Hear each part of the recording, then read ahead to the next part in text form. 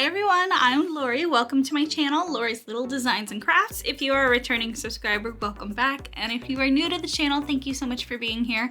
I'm so happy to have you with us today. Make sure you hit subscribe so you never miss an upload. So today is today's August 31st, and we are finally sitting down and doing my August WIP Chat.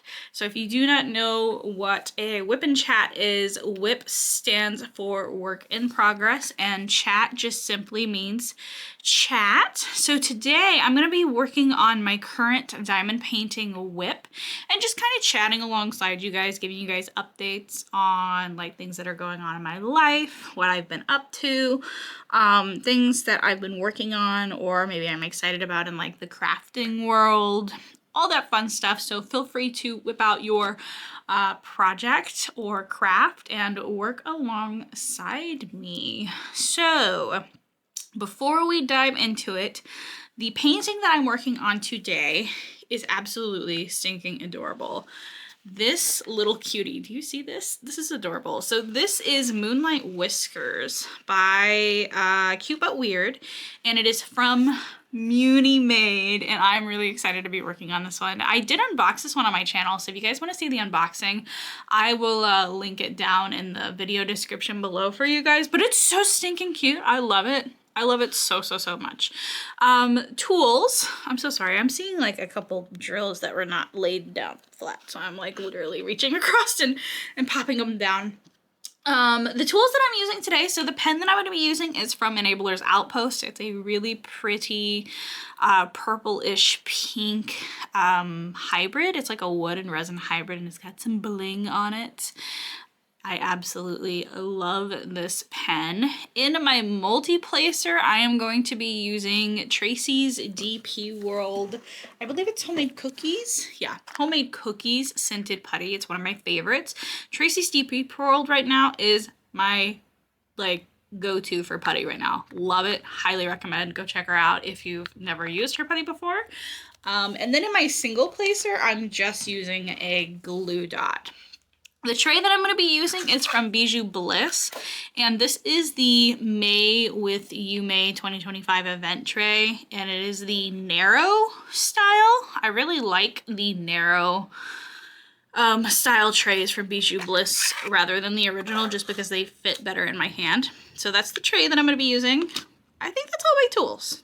I didn't miss anything, I don't think. I did. I've got tweezers, and they're just like Diamond Art Club tweezers. And then I have a little jar to hold my trash drills, which is mostly empty right now. It's got putty in it. So I think that's all my tools.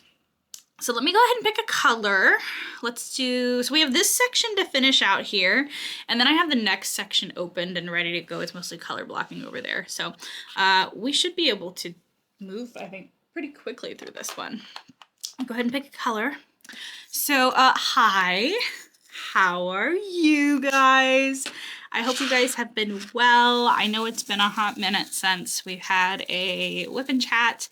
I've had so many things going on in my life recently. I just haven't had time to sit down and record a WIP Chat. I mean, these usually take about an hour or so.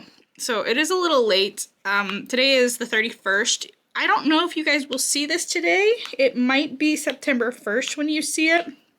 And that's just how the cookie crumbles sometimes. So I apologize for this being like super late, but thank you for being here. If you are watching this video, I really appreciate it. Let us start talking about, I guess, some life updates. I hate life updates. I like life updates, but I also hate life updates. So I believe in the last WIP Chat that we had, I was giving you guys updates on my cat, Kit Kat. Let's just get the elephant out of the room. He ended up passing away literally like 2 days after the 4th of July. And so he's no longer with us. It was very hard to deal with, but I am now in a place where I feel like I can talk about it without like bawling my eyes out. It was a process getting to that point, you know, because death always sucks. It's always hard. So he's no longer with us. So if I don't give updates anymore about him, that would be why. We ended up having him cremated, and I did bring his ashes home. And I actually put him, in his favorite window. So there was like, the corner of my room, there's like a bunch of windows over there, and then there's like a little section of wall. And I ended up putting his ashes up there, and the vet that took care of him when he passed, they were always really good to us, but they, when they cremated him, we also got like a little imprint of his paw with his name on it, and it was really cute, and we baked it, so now it's like a ceramic like memory paw thing, like a keepsake, that's what it's called. And they also gave us a little jar of his hair. It's really cute. So I set all that up on like some floating shelves that we had installed, and so he lives over there now. He's with us just in a slightly different way. And honestly, just for visual, I'll pop up a picture of like what that area looks like. It's really cute. It's really nice. I have like a photo frame with a couple photos of him over there, and then like a card from the vet actually sent us like a sympathy card. That's what it's called. So he's around, just in a different way. Yeah. So we had to deal with that. By the way, it was $300 to have him put down, which is crazy. But that also included the cost of his cremation and stuff. So I thought that was insane.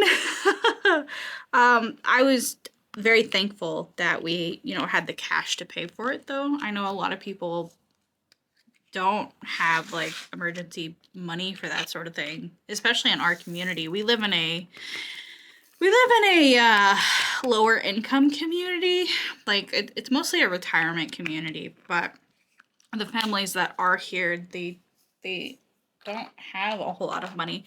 So that actually, okay, so this is an interesting topic. So that actually leads me into a shower thought that my husband had about an idea.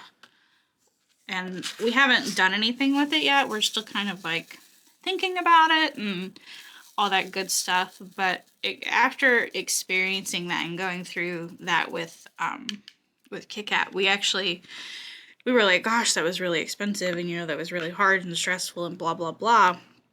It got us thinking about the people in our community, and I was like, if that would have happened to so-and-so, they wouldn't have been able to afford that. And I was like, what do you do in that case? Do you just do you go into debt for it? Like, do you just be like, I don't know what to do? Like, you're not going to let your animal suffer or anything like that, right? And he's like, I don't know.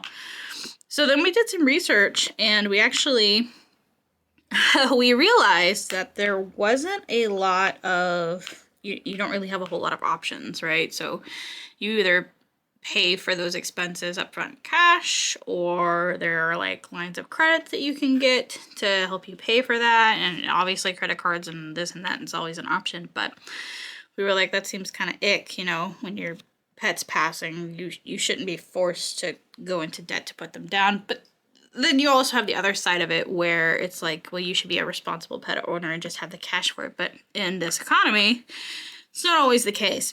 Anyways, that led us to a discussion about like maybe starting a nonprofit for our community to help pay for unexpected veterinary expenses and to help cover the cost of like euthanization and cremation if the pet owner wanted it. We haven't done anything with that idea aside from doing a little research, but I thought that was like, I don't know, it made sense at the time.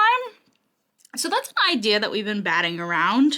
Obviously it's in its very early stages, and we've just started to do like some of the research and everything, but I guess there is a lack of that kind of entity in the world in general. Like there's not a whole lot of nonprofits that will help you pay for unexpected like procedures or medical issues for your pet. And there's definitely not very many that will cover the cost of euthanization if it's, you know, needed or required or deemed necessary. So that's something that we have kind of taken from this situation and kind of, obviously we're very sad, but we tried to make it into something more positive, right? So that's something we're talking about. We haven't decided to move forward with it yet. I would like to, but apparently running a nonprofit is no different than running a business. So I would obviously, I'm gonna need some like help with that, but that is something that's kind of like in the works. I thought I don't know. We'll see. We've done some research for it, but that's about the extent of it. We haven't like moved forward with any of the legality or anything like that. So yeah, that was something that happened shortly after our last WIP Chat. So if you don't hear me giving any more updates on Kit, that's why.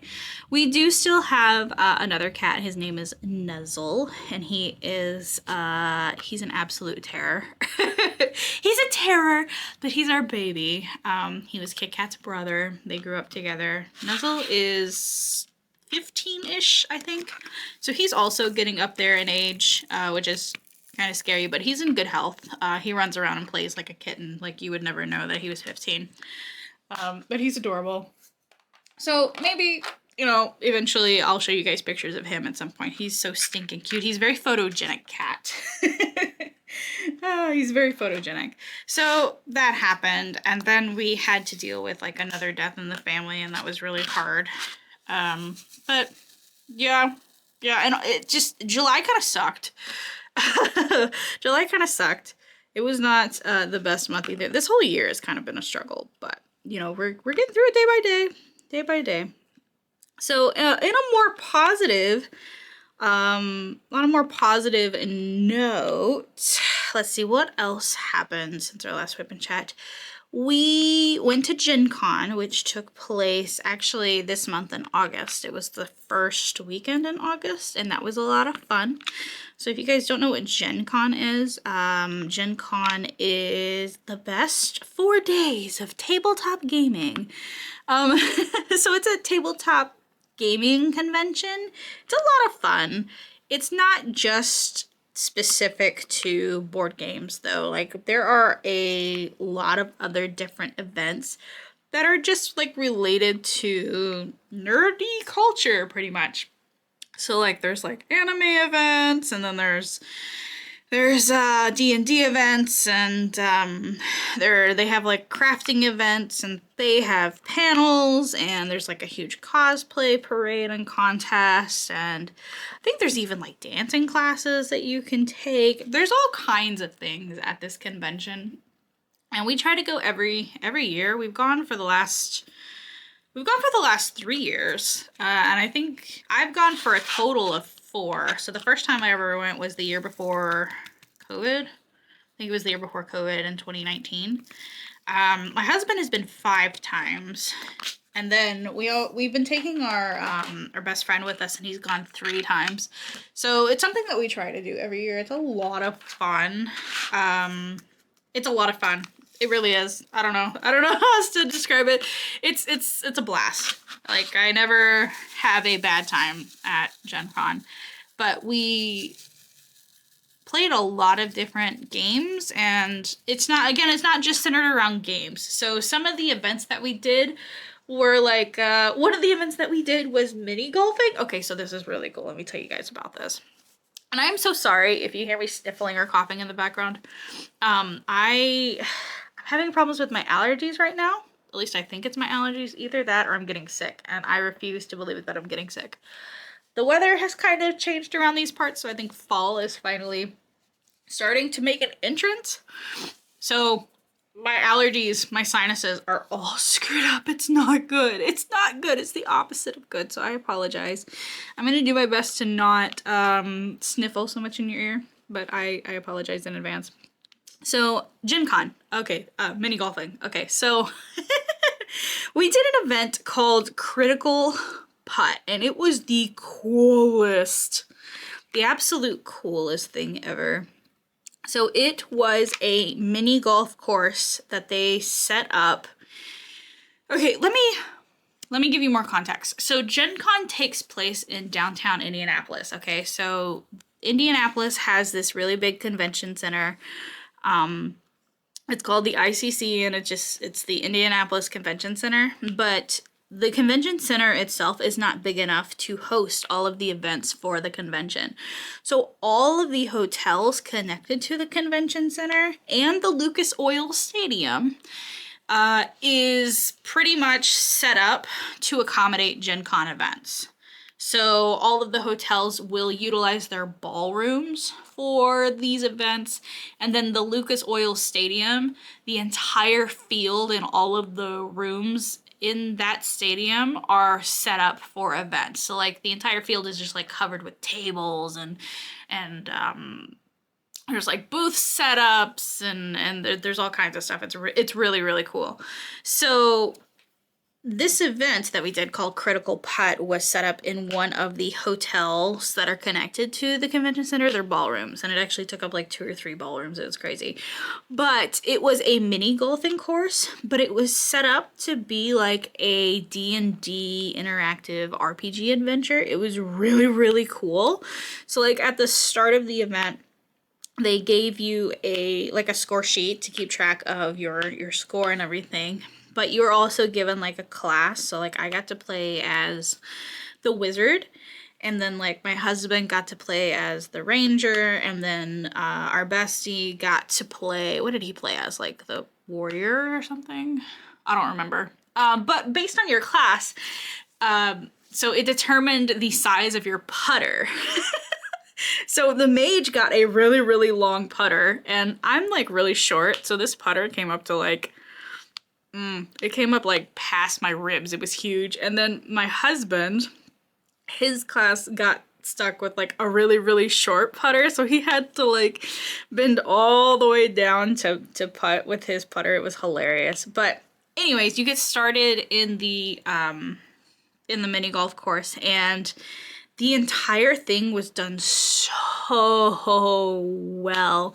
So the first little, like every course was super on theme and on point, and everything was, it was set up like a little D&D adventure, and the whole point of the adventure was to defeat the Bone Lord, which is the big baddie at the end of the adventure, so to speak.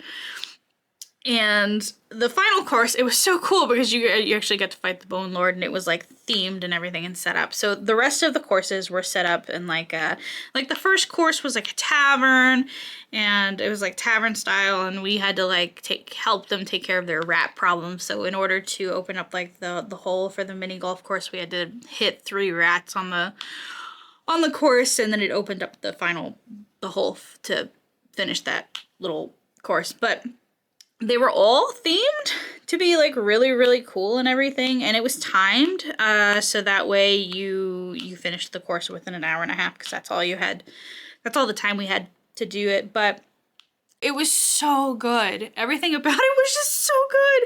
There were props and music, and there was actually like they had actual live actors, like people role playing as different people along the course. So like let's see, how many holes was it? I think it was like 12 holes. So like every 4 holes, there was like a little break room where you would like take a break. And like one of the break rooms was like a shopping room.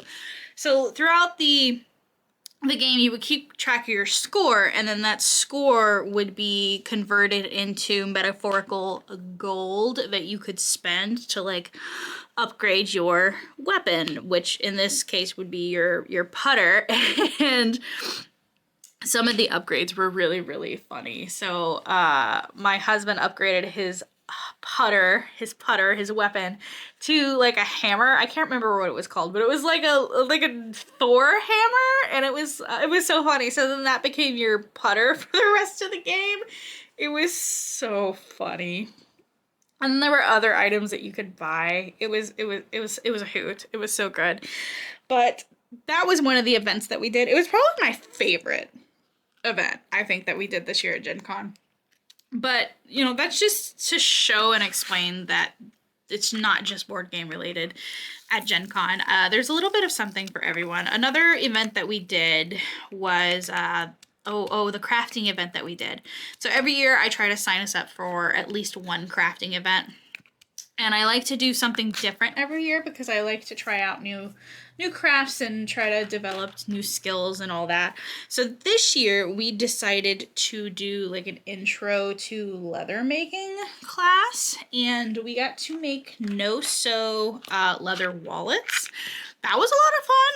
I don't know if it was a craft that I would want to pursue on the daily, but my husband really enjoyed it. He's like, I absolutely love this. I was like, good. That's great.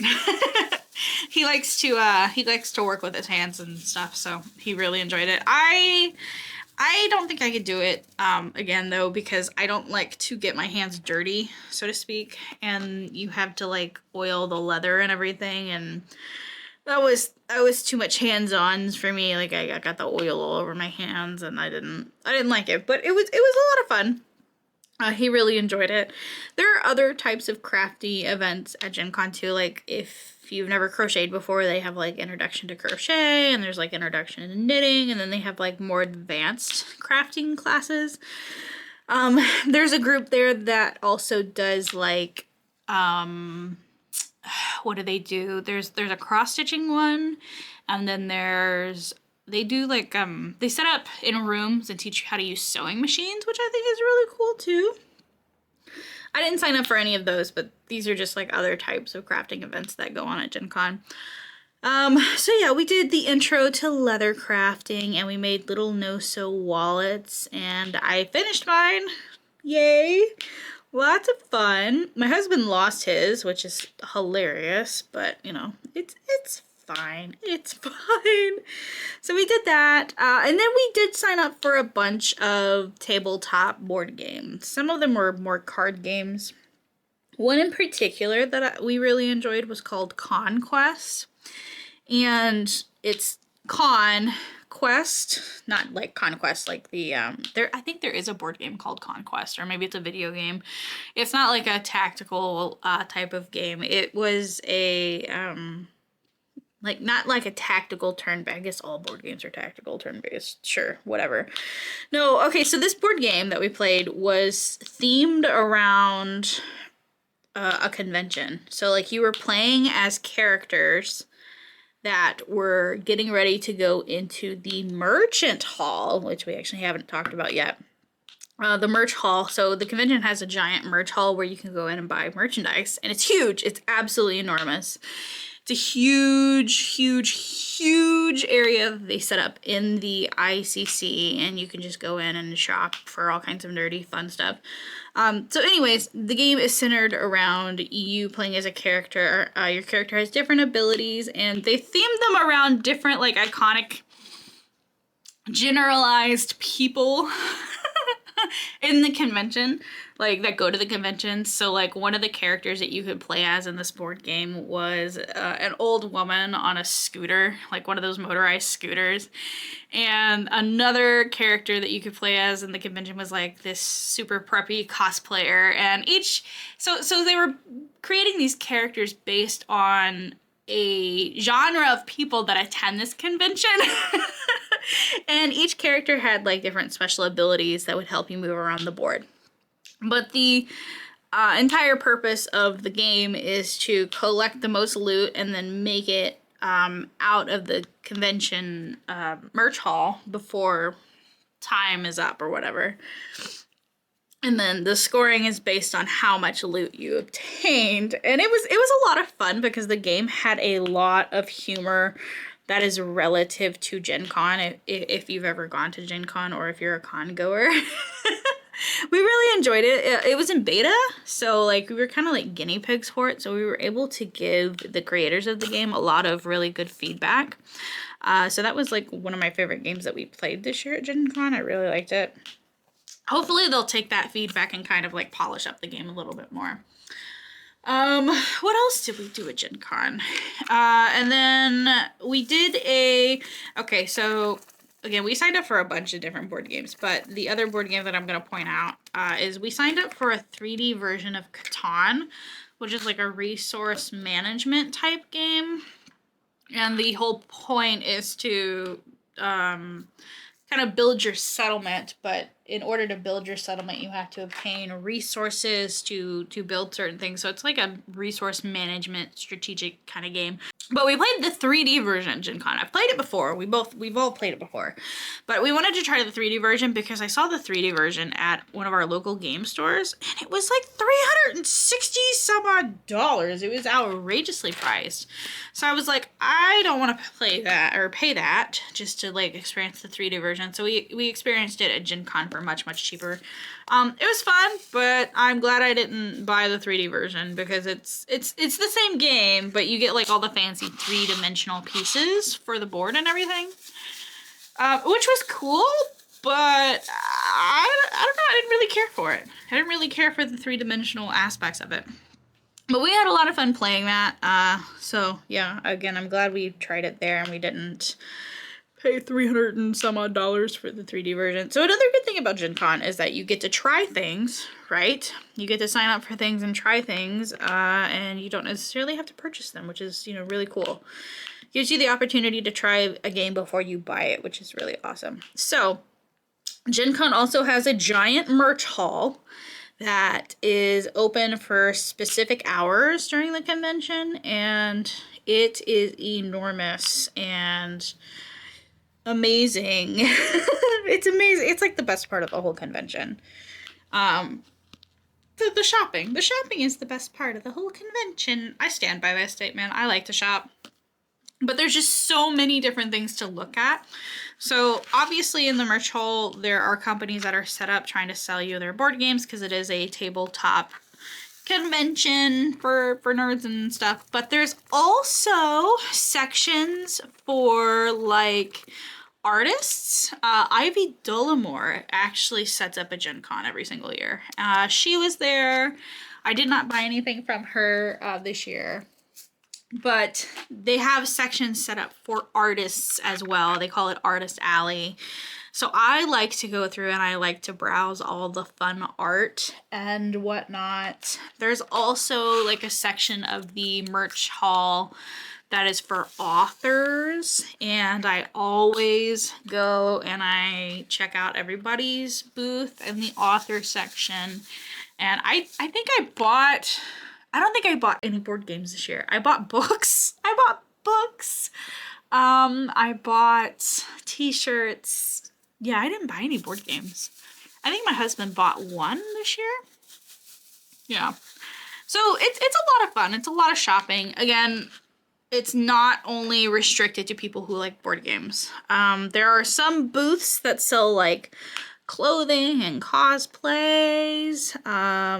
Like cosplay clothing. There's other booths that sell like nerdy fabric for crafting, and they sell like different crafting supplies. And there's hundreds upon hundreds upon hundreds of booths in this merch hall. It's insane, but it's always a lot of fun. So yeah, GenCon happened and we really enjoyed it. We got to stay at a fancy hotel. I felt like I was spoiled a little bit because it was the Conrad, and it's like they don't want you to lift a finger for anything. So the only parking option they had was valet, so our car was valeted, and if you needed something, you called and somebody showed up, which was really cool. But yeah, we had a lot of fun. I really enjoyed it. Again, it's something we try to do every single year. I don't know if we're going to be able to go next year, but we will see. We will see. So yeah, that's kind of like a little recap of what happened at GenCon. So fun story is like I wanted and I tried to like do some vlogging, but I like to live in the moment, and I just could not stick with it. Like, I did some vlogging on the way there, and then I got there and I was like, I'm over this. I was like, I'm good. I was like, I just want to experience the convention like we always do and enjoy it and not have to worry about walking around with my phone in my hand all the time. So that's what I did. I don't know if I'll try again next year. Maybe, we'll see. I don't know. I don't know if like live vlogging is for me. I really don't. I don't know. I don't know about that one. But I did try. It just not something I'm used to. And again, I really like to live in the moment, so maybe next time I'll take some pictures. Like I don't think I took maybe 1 or 2 pictures this year. Yeah. So maybe next time I'll take some like photos for you guys to see. It'd be fun to share. I don't know. We'll see. We'll see. The thing is like the first year that I went, I took a bunch of pictures because it was like the first time I'd ever gone and I wasn't sure, you know, like if I ever was like gonna go again or experience it again, and I wanted to remember every aspect of that. And then every time since, I just haven't felt the need to take a bunch of photos. I like to live in the moment, and that's kind of what I did. And it's funny because when we went to Hawaii for our honeymoon a few years ago, we took a bunch of pictures, we took a bunch of photos because we wanted to remember it and everything. And I don't know if I would honestly take a bunch of photos I mean, I probably would take a bunch of photos if I went back to Hawaii again, but I don't know. I don't know. Tell me, do you guys take a bunch of photos when you go on vacations too, or do you just like to live in the moment? I think because I've been to GenCon so many times is why I feel like I don't have to take a bunch of pictures. I'm just like here and enjoying it, you know? I think that's why. So yeah, that was GenCon. It was a lot of fun. It's always bittersweet because at the end of it, we're like, ah, it's over. I'm so tired. I want to go home. And then we get home and we're like, oh, I miss GenCon. Because it's very tiring. There is a lot of walking involved. You're on your feet pretty much all day from the crack of dawn to however late you're staying up doing events and running around and being crazy. So it was really exhausting, but it was a lot of fun. We got so lucky with the weather though. Usually the weather in Indianapolis it can be hit or miss, but usually in August it's like really hot. Like we're talking 90s, 100s, you know, like ick, like real humid, gross. Obviously the indoor temperatures are controlled and whatnot, but when you have thousands upon thousands upon thousands of people in you know, one area, that it gets hot. Well, we got lucky this year because a cold front moved in literally the day that we got there. So we usually go down on Wednesday, and technically the convention is from Thursday through Sunday. So we usually go down on Wednesday, which is the day before, and then we leave Sunday. But a cold front came through Wednesday night, and like we had the most perfect weather for GenCon. It was like in the 70s all weekend, and it was nice and cool. It was amazing. It was amazing. We'll never have weather like that ever again for GenCon. Oh, but it was good. It was good. We ate a lot of really good food and all that as well. So yeah, it was good. So when we got back from GenCon, our AC wasn't working the way that it was supposed to. So that was great. So we had to call someone to come check it out, and he did a bunch of diagnostics on it and all that fun stuff. There's a story behind this. This is great. Before we bought this house, because we've only been in this house for, at this point, it's been a little over a year. Before we bought the house, someone had came out and checked out the AC in the furnace because they had signed off on it, like on the little chart that hangs off the side of the furnace. And we could see that, which is perfectly fine. But the person who came out to check out our AC unit was the same person that had checked out the furnace and AC unit last year before we bought the house. And last year he had told the previous owners who sold us the house that there was a leak in the Freon. Yeah. And that the AC, it was on its last legs. It needed to be replaced, and he told them that when he, you know, serviced it, And the previous sellers were just like, we're not doing that, we're selling it, just charge up the Freon, make it work for now. So that's what he did. And here we are. The AC needs to be replaced. The whole central AC unit. It's not the furnace. The furnace is actually pretty new, but the central AC unit, the whole thing needs to be replaced. Yeah, so that happened when we got back from GenCon. That was really annoying. So that's gonna run us about probably 6-7 grand, something like that. And then in addition to that, he actually told us that the AC unit was a little small for the house, which I believe, because the room that I use as an office, the room I'm in right now, was actually built onto the house. I don't know when, but you could tell like it was added on. It used to be like the back deck of the house. So it was added on at some point, and it has air vents and whatnot. But so they added square footage, and they didn't adjust the size of the coolant system, which, you know, I guess that happens, sure. So yeah, that's something we had to budget for. Fortunately, I mean, the AC kind of works. It's just, it doesn't work the way that it's supposed to. And because the weather has already transitioned over to fall, we're not really concerned about replacing it until the springtime. So I don't have to pay for it. We don't have to pay for it right away. We're just going to replace it in the spring. We have the cash for it. So yeah, I didn't want to part with the cash. I was like, ugh. I was like, we just got back from vacation. I was like, I took work, you know, I took time off work. I don't really want to spend that much money right now. So we're just going to replace it during the springtime, which, you know, we both agreed, and we're like, yeah, that's fine. Because it kind of works, but it does not, if it gets too hot outside, it cannot maintain the temperature in the household. So when we got back from GenCon, we had a couple spurts of like 100+ degree temperatures outside, and it was very, very, very hard on the air conditioning system, and it just was not maintaining the temperature of the house. So we had it set on like 75, and it was like 80 degrees in the house, and I was like, I'm dying. I'm dying. Thankfully, we have a couple standing AC units, and we were able to keep a couple rooms like pretty cool and comfortable. So that was nice. And we had to wait for the heat to break pretty much, and then it was able to maintain the temperature of the house again. So it's been getting up into like the 80s now the last week, and it hasn't had any problems keeping up the temperature in the house, and it's set on like 74. So we're just gonna kind of weather that storm until the springtime and then replace it. But I am pretty bummed that we're gonna have to dish out like 6 or 7 grand for a whole new unit, but I'm also pretty excited because once we get it replaced, you know, I don't have to worry about it anymore. So, you know, there's always the flip side of that.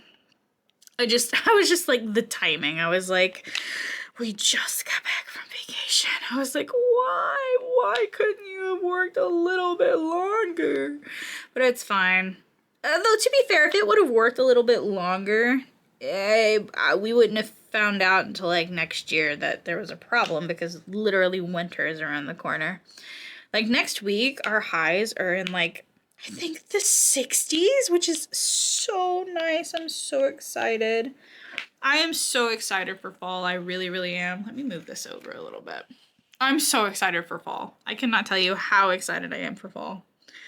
And winter, oh my gosh, I cannot wait. I love the cooler weather. I love the cooler temperatures. So that's really exciting. Again, I'm excited to have a new unit. I mean, we won't have to replace it for a while. You know, that's kind of something you don't have to worry about. When we first moved into the house, we actually had to replace the water heater. So it has a brand new water heater too, which is really nice. I don't think that's placed very straight. Oh, it's fine. It'll straighten up. It's fine. So that's something that happened when we got back from GenCon.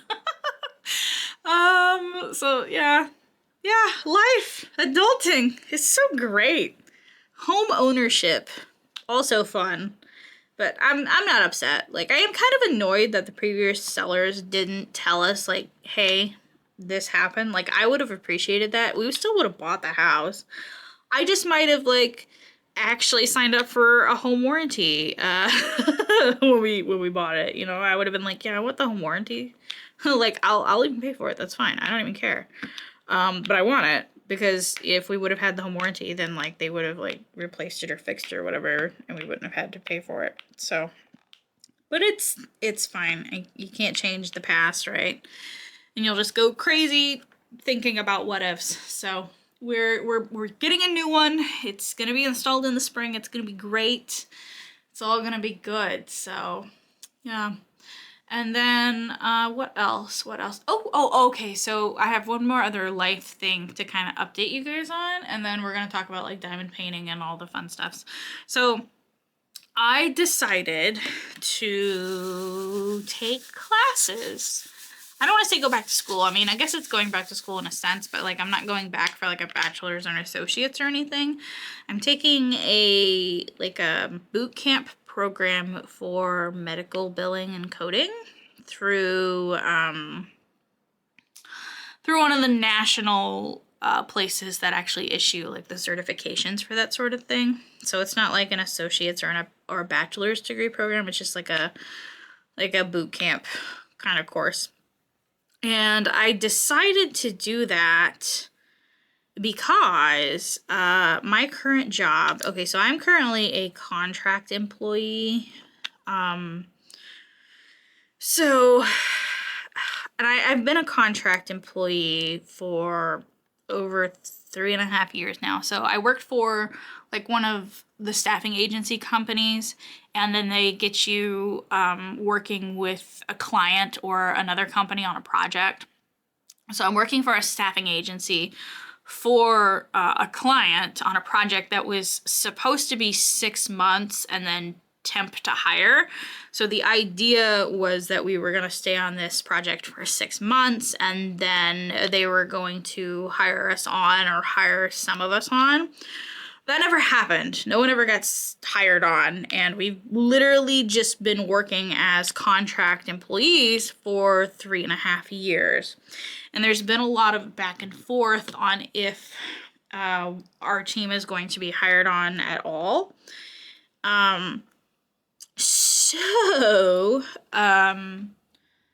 I have been noticing fluctuations in our like workload. It actually picked back up last week, like a significant amount, which is good because job security. But just in anticipation that if they decide not to keep us, I decided to pretty much expand my skill set and knowledge. And I'm taking classes for medical billing and medical coding because we have a hospital that's near us, and I could hopefully easily, get hired on in their billing department if need be. So I'm just kind of buffing out my resume a little bit in anticipation for that. Again, I haven't been like told like, you know, hey, we're not keeping you guys or anything like that. I don't know. I didn't have a really good feeling about it. So I'm just taking steps to protect myself and to kind of buff out my resume as much as possible in the event that our contract is allowed to expire, or whatever the case may be. So I started that, and pretty much I started taking like a medical terminology and like anatomy and all that stuff class first, because that's what they recommended, and then I'll go take like specialized courses and then go take a certification exam to get certified and that kind of thing. So if all goes well, in the next year, I'll have some certifications to put under my belt. I'm going to pop that diamond off. There's something wrong with it. I'll have some certifications to put under my belt. So we'll see. So that's something that's going on too, is I'm taking some classes, and they're kind of like work at your own pace kind of classes too, which is nice. Because I don't really have, like, working full-time, I don't have time to go sit in live lectures and stuff.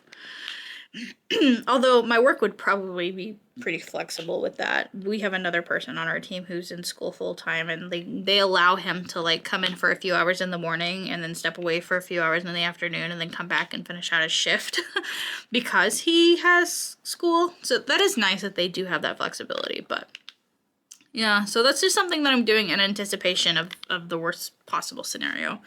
Ideally, I would just like to be hired on to my current, to the current client that we're working with. And there have been some talks, so we shall see.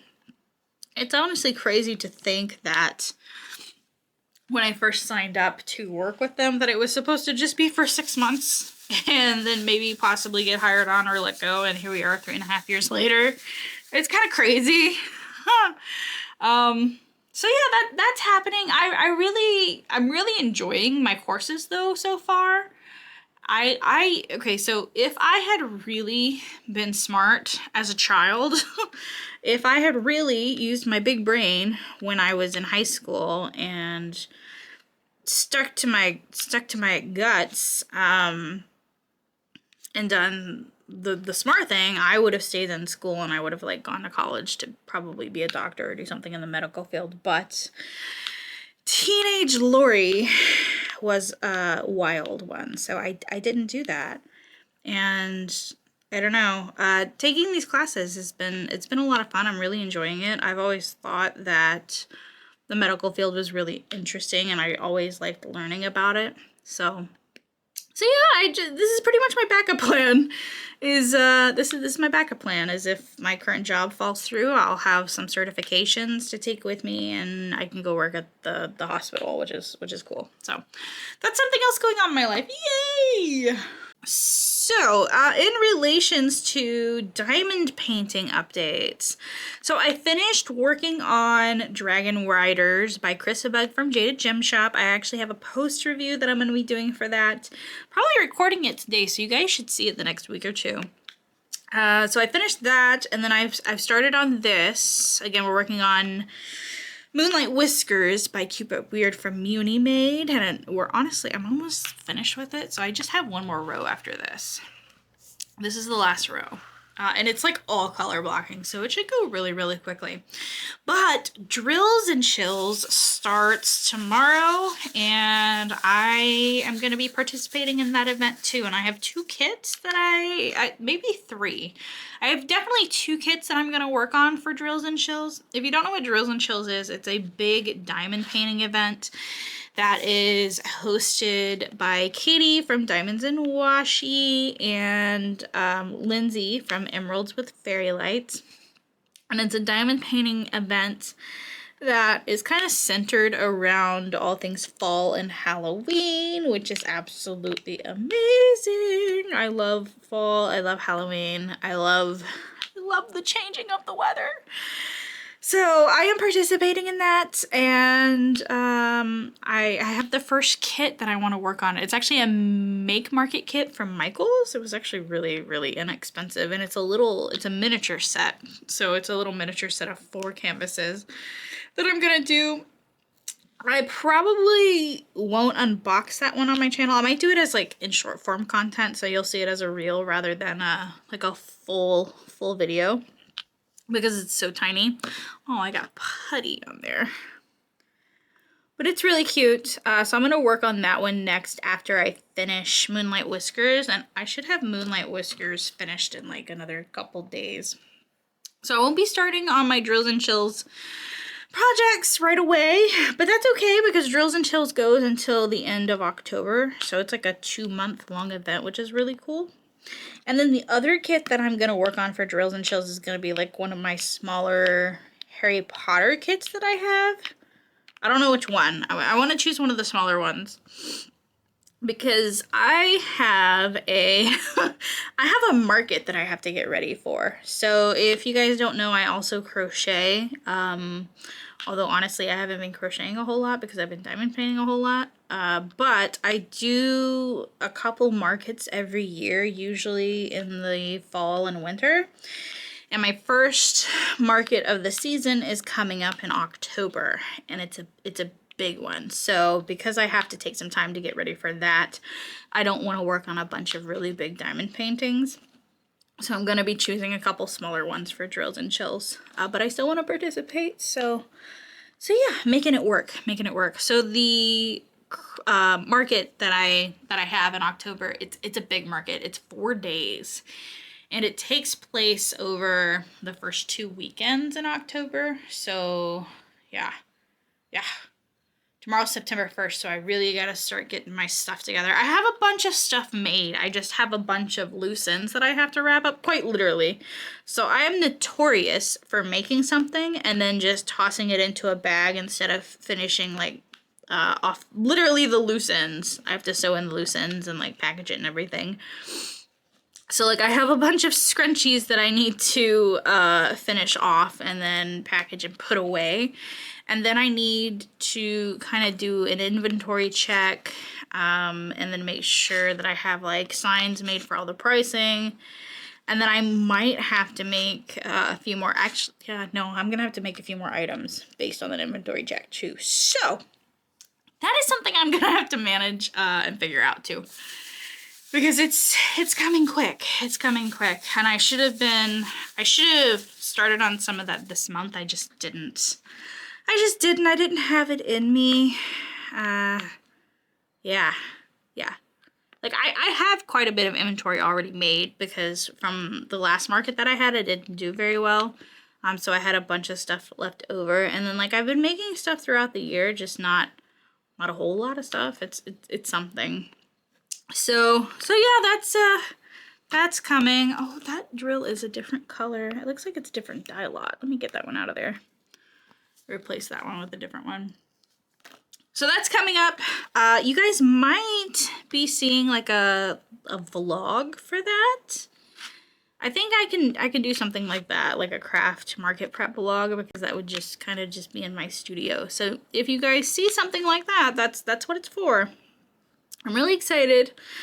I'm hoping it goes well. I really do. Hopefully we have good weather. I'm hoping it's not going to be like rainy and ick and super, super cold. I'm hoping it's going to be like 50 degrees. You know, that's pretty good. Sunshiny. That's good weather for these parts in October. So fingers crossed. Fingers crossed. So those are kind of like my diamond painting updates and like some other crafty updates that I've got going on. So let's go over, let's see, what I've been watching, reading, and playing. So watching, okay, so we've been watching some interesting things around here. My husband and I took it upon ourselves to rewatch, or I guess watch, because I haven't seen them all, the entire Alien franchise because there was a new show on Hulu. What is it? Alien New Earth? Alien Earth? I think it's Alien Earth. And we didn't want to watch it until we watched all of the Alien movies that kind of lead up to that point. I don't know if they're interconnected at all, but I just thought it would be interesting to see the lore before watching the show. So we went back and we so far have watched the first 3 original movies. As well as Alien Resurrection, which by the way was a joke. Alien Resurrection was a joke. And then Prometheus, and then Alien Covenant as well. And so the first, if you've never seen the Alien movies, they're not horror. There can be some jumpy moments in them. They're mostly sci-fi. And I was impressed. So the original movies are actually like really old. I can't remember the year off the top of my head. Maybe editing Lori can pop that in for us, but they're pretty old, and I was really impressed of the quality of the first movie. Like, we watched it and I was like, usually I'm not a fan of really old movies because I'm spoiled with all of the production quality that we have nowadays. But I was like, that's really good for a really old movie. We really enjoyed it. So So yeah, we're in the middle of watching that franchise, and we're watching all of the Alien movies, including like the Alien versus Predator, and then like just everything connected to that universe. What was I trying to say? Everything connected to that universe, and we've been having a good time with it. They are all available on Hulu. If you are wanting to watch them for whatever reason, they're all available on Hulu. So after we finish watching all of the movies, we are going to jump into the new Alien Earth series that's on Hulu, because it's like brand new, and they're releasing a couple episodes every week, I think, something like that. So that's one of the things I've been watching. And then the other thing that I've been watching is The Handmaid's Tale, because the last season came out a few months ago, so I kind of started rewatching that, and I'm in the middle of season 3. I think the last season is season 5, and I want to finish that up this month. Hopefully with all the crocheting that I'm doing, I can kind of do that at the same time. And then on YouTube, I've been watching a bunch of financial audit. Wow, I can't talk today. A bunch of financial audit from Caleb Hammer. Still enjoying that stuff over there. And then I've been keeping up with as many crafty content creators on YouTube as physically possible. I wish I had more time to watch all of you guys. I try my best to watch as many as possible. I really do. I really do. I watch a lot of you guys while I'm working, so I do. I watch a lot of you guys while I'm working. I just kind of set it up in a playlist, and I'm like, let's go. So yeah, those are all the things that I've been watching. What I've been reading. So I finished reading Fearless by Lauren Roberts, which was book 3 in the Powerless trilogy. And book 3 was kind of a slog, I'm not gonna lie. I really enjoyed book 1, and I really enjoyed book 2, and then book 3 was just okay. Like, it was a good ending. It was a good ending. I'm not completely upset. I don't know. I just feel like there was a bunch of fluff in there that could have been rewritten in a way that was more meaningful. I don't know. And the pacing was weird. I don't know. There's something off about book 3. But she has another, like, novella coming out, I think this month. I said this month. It's not September yet. In September, sometime in September, she has another novella coming out. I don't know what it's pertinent to or what character, but there was one character that was kind of left off kind of on a cliffhanger, sort of, kind of, at the end of book 3, so I don't know if it's pertinent to that character or not, but I'll be interested to see. I don't know if I'll pick it up this month or not. I'll have to pick it up at some point. But yeah, I finished that trilogy. And then I finished reading This Girl is a Killer by Emma C. Wells. So that book is literally, like, the main character is a female version of, like, have you guys ever seen Dexter? The TV show Dexter with the serial killer? Yeah, if you like that kind of stuff, that character in the book, This Girl is a Killer, like, she's like the female version of Dexter. There was a lot of dark humor in it. I really enjoyed it. I thought it was interesting. There is murder involved, so if that kind of thing is not your thing, you know, you might want to avoid that, but it was really good. I really enjoyed it. The author, okay, so she set it up to where there could be a second book, but if she never writes a second book, it's like not world ending because of how it all wrapped up. Like, it kind of wrapped up pretty nicely. I do wish that, so there was like a romance arc in the novel that just kind of like fell off, and like you never see anything about the person that she was like dating or whatever. It was really weird. So you never got that like closure or anything. But yeah, it was good. I enjoyed it overall. I would be interested in reading a second book if she ever writes another one. And then I finished reading a book called The Surface's End by David Joel Stevenson. So that one is a young adult, like, dystopian science fiction book that takes place in like a dystopian world. It is part of a duology, so there's only 2 books in the series. It's interesting. The author is like a indie published author, and I actually bought both of these books at a convention, not at GenCon. It was at a different convention. It was like some kind of Comic Con type-esque convention. That's where I bought those books, and I've had them for a couple years. I enjoyed book one. It was okay. It wasn't my favorite. It was interesting. If you like sci-fi dystopian type things, you might like this one. It was very short. It was only like 200 and some odd pages. And his writing style is kind of, it's a curated writing style. I didn't mind it so much, but it is a little different. And then I'm in the middle of reading book 2, which is called The Dirt Walkers by the same author. And it is also about 200 pages. So they're smaller books. And if you want to read them, I believe they are on Kindle as well. So, yeah, so that's what I've been reading. I've been reading, you know, I've been keeping up on my books the last couple months. I think I've read a total of 14 books so far this year. And my goal is 15, and I think I'm gonna make that. I really do. Like, I'll probably, I'd be surprised if I didn't make it closer to like 20. So I'm pretty happy with that. Pretty happy with that.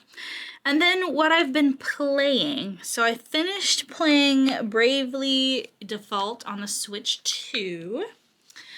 And by finished, I mean like I tried to beat it and I got all the way to the second to last boss and I couldn't beat it. So I said screw it and said it was good enough.